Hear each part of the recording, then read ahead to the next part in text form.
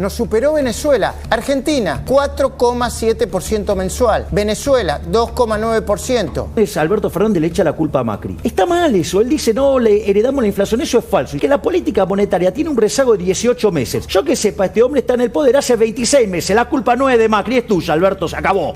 Sí, bueno, por eso dijo lo de la guerra que empieza el viernes. Claro. Lo gastaron los dirigentes políticos, aún los más serios. Ricardo López Murphy le puso en Twitter, el viernes empieza la guerra contra la inflación, ¿a qué hora? ¿Y qué es lo que va a decir Milei? Dentro de un ratito lo vamos a comprobar porque está Milei acá. Pero ¿qué me decías, Débora? Sí, no. Y además, por si esto fuera poco, bueno, Milei ya lo había anticipado, ya somos los campeones en Latinoamérica de la inflación. Así ya, como si esto fuera poco, nos superó Venezuela. Sí. Compartamos, por favor, los índices del ranking de inflación de los países de Latinoamérica. No estamos hablando bien de Venezuela, ¿eh? No se trata de eso. Se trata de lo mal que están haciendo las cosas en la Argentina. Argentina, 4,7% mensual. Venezuela, 2,9%. Y también Guzmán, primero era pero Macri, después era pero Macri y el COVID. Después es pero Macri y el COVID, pero la guerra. Miremos. De Rusia a Ucrania está presente en la Argentina y hoy se ve en los precios que se paga por todo aquello que está asociado a los commodities que están experimentando un aumento significativo de precios. Javier Milei, buenas noches. ¿Qué tal, Luis? Saludo a toda la mesa y empezamos. Claudio Yaglín, buenas noches. Buenas noches, Luis. Laura Di Marco, buenas noches. Luis, muchas cosas para decir, después nos metemos directamente en cada uno de los temas. Tato, buenas noches. Querido. Florencia Donovan, buenas noches. De Angeli, muchas gracias por venir. Bueno, por favor, buenas noches a todos. Lo primero que tenés para decir después de esto que venimos conversando, Javier. Bueno, lo primero que vos lo mencionaste muy bien es el problema de la aceleración inflacionaria. Si vos tomás los últimos 12 meses, la inflación es 53% anual. Si tomás el bimestre y lo anualizás, estás en 65%. Y si tomás el último dato y lo anualizás, estás en 75%. ¿Qué quiere decir esto? Que la inflación viene en ascenso. No solo eso, hay otro tema muy importante que vos señalaste muy bien. El impacto que tiene adelantándose los alimentos. Para tener una idea, 7,5% de inflación en un mes es equivalente a un 138 anual. Y acá es donde... Perdón, está citando la inflación de los alimentos de febrero. Exactamente, 7,5. Eso, elevado a la 12, ¿no? Digamos, el 1,075 elevado a la 12 te da la inflación anualizada es 138%. Y no solo eso, vos fíjate que Argentina... sí, tiene cepo cambiario, con lo cual el tipo de cambio que vos tenés no es el de verdad. O sea, vos tenés una brecha de 100%, con lo cual cuando vos aplicás la corrección, o sea, la inflación reprimida que tiene alimentos, estamos hablando, para que te paso el número bien, de 376%. Quiero hacerte una pregunta política y económica, porque esto, como bien mostraba Luis, los precios... Laura, es un segundito, solamente con una información de último momento, por favor. Y ahora lo desarrollamos y me quedo con el número. Un segundo. Sí. Información de último momento. ¿Estás preparada, Florencia Donovan? ¿Sí? Sí. ¿La tenemos? Estamos acá terminando de chequearla, pero... ¿Está confirmado? Está confirmado. A ver, sí, acá, ya, fuentes oficiales, sí. Bueno, vamos, urgente.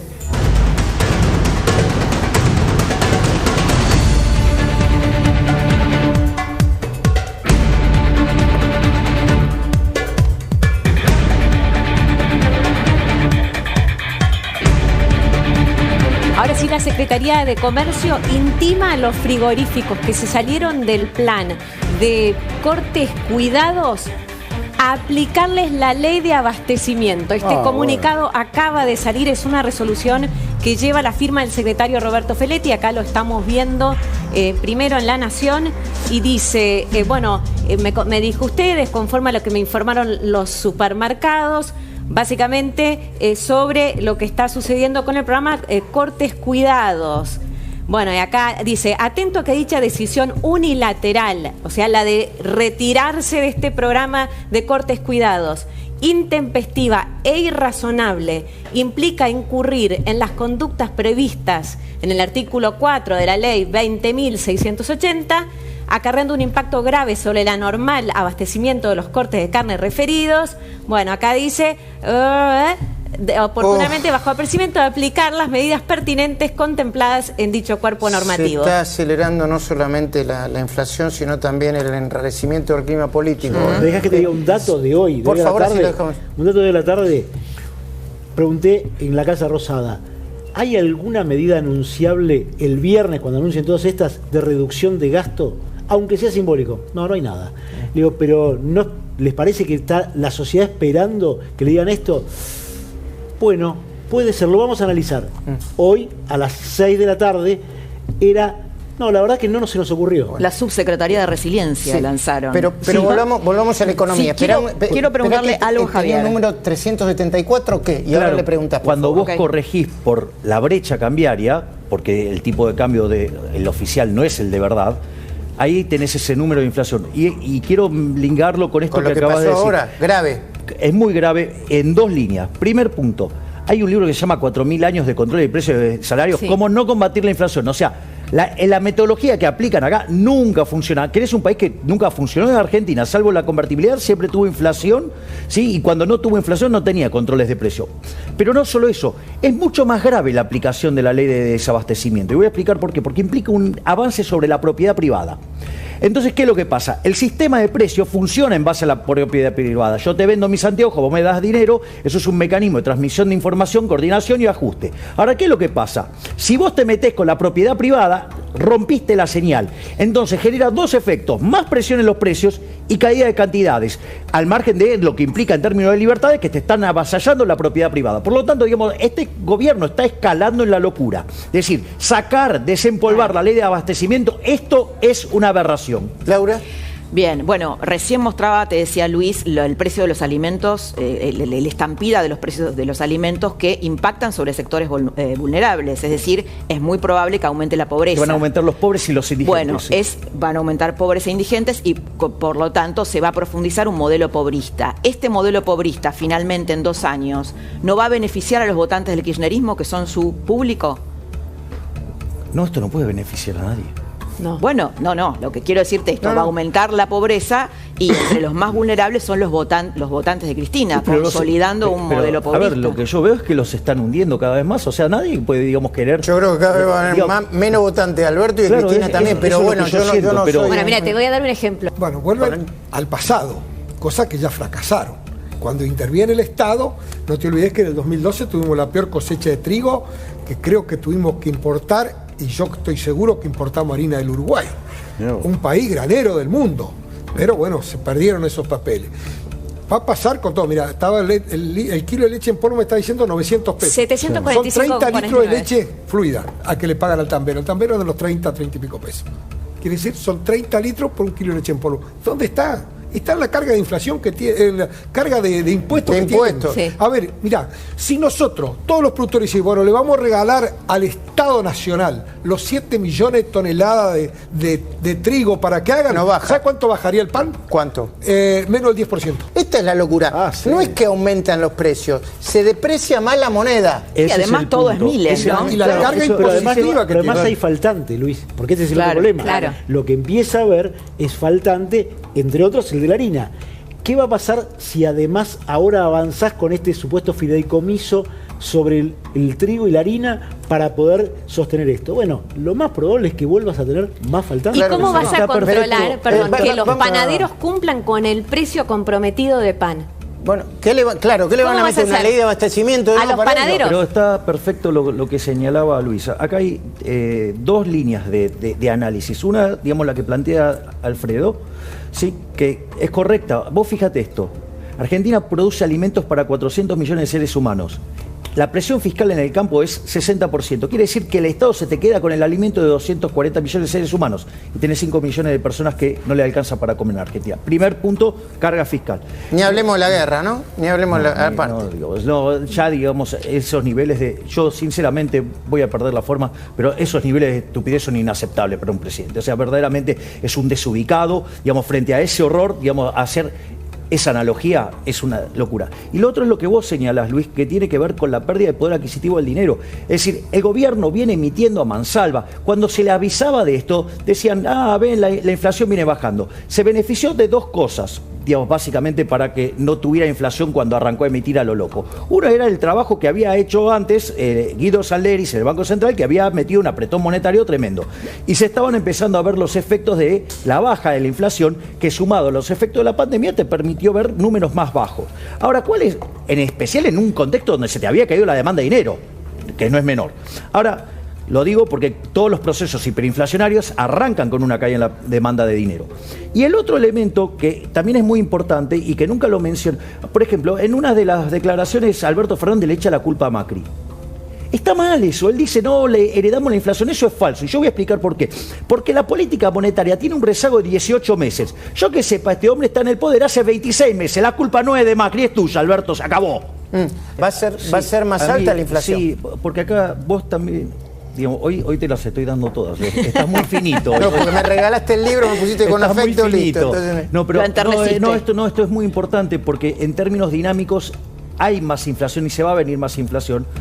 ¿Por qué? Porque cuando vos tenés un proceso, por ejemplo, en el que te cae la demanda de dinero, porque además ya emitiste y todo eso, ¿qué es lo que pasa? Primero se te va al tipo de cambio, después se te va al precio de los transables, después a los mayoristas, ¿sí? Después, o sea, te viene el consumidor y por último vienen los salarios. Ahora, vos fíjate, ¿qué pasa? Cuando vos tenés ese problema en el mercado cambiario, que tenés más brecha, pero no te dejan de subir los transables. Claro. Quiere decir que vos estás ahí viendo toda la inflación reprimida. La inflación reprimida, no solo que viene ya a niveles del 135%, por decirlo de alguna manera. ¿Cuánto dijiste que era la inflación reprimida vos? 137% eso. Alimentos. Claro, sí, pero alimentos, fíjate que viene primero. Sí. Entonces, cuando vos... Falta tarifas. Claro, o sea, eso es lo que es el que te sube primero, porque son los transables. Te falta tipo y de si cambio. vos corregís... Claro, si vos no pones un freno de mano a un auto que viene por la banquina 150 km por hora... Igual ya no lo podés frenar. ¿Cómo no lo frenás de golpe. No, Claro. ya no lo podés frenar. ¿Cómo no? Porque en realidad vos ya la emisión monetaria la lanzaste. Y vos sabés que los procesos hiperinflacionarios tienen mucho más de caída de la demanda de dinero que suba de la oferta de dinero. No entiendo. Vos estás hablando Que la gente de que si viene deja una de querer hiperinflación- pesos. A ver, cuando vos mirás, la inflación reprimida en alimentos, o sea, la anualizás y mirás la reprimida, estás en 350%. Ahora, ¿por qué la mayoría de los economistas dicen no esperamos una hiperinflación, lo que esperamos es una aceleración, pero no una hiperinflación? Bueno, o sea, en realidad la gran mayoría de los economistas argentinos, eso de la inflación multicausal no les disgusta. Es decir, los que decimos estas cosas somos los locos y todo. Lo que pasa es que parece que cuando lo leyeron a Friedman, lo leyeron tan mal que no leyeron que además la política monetaria tiene rezagos. En Argentina esos rezagos tienen 18 meses. Entonces, vos, ahora que estás pagando todos los efectos de la emisión monetaria de los últimos 2 años. O sea, a ver, ¿vos te crees que es gratis que en el año de la pandemia emitieron una base monetaria extra para financiar déficit fiscal? Bueno, esta es otra cosa. En algún momento Esto fue va a la caer. pandemia. A ver, nosotros estamos viendo una inflación, una estanflación, recesión con inflación. Perdón, que ya me he vuelto, perdón. La idea, Alberto, es congelar todo lo que pueda.